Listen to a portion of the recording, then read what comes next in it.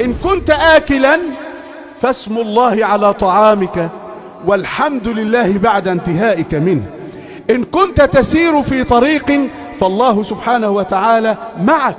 ما يكون من نجوى ثلاثة إلا هو رابعهم، ولا خمسة إلا هو سادسهم، ولا أدنى من ذلك ولا أكثر إلا هو معهم أينما كانوا.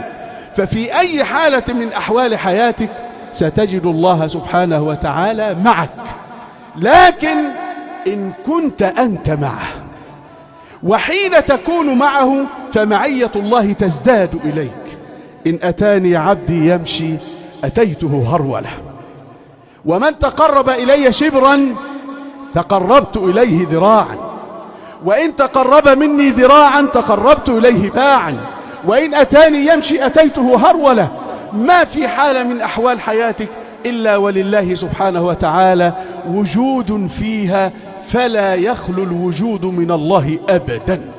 أيا كان وجودك كفرد، وجودنا كمجتمع، وجودنا كأمة، في سرائنا وضرائنا، في أوقات رخائنا وأوقات شدتنا. لذلك يقول النبي صلى الله عليه وسلم وهو يوصي عبد الله بن عباس: تعرف إلى الله في الرخاء يعرفك في الشدة.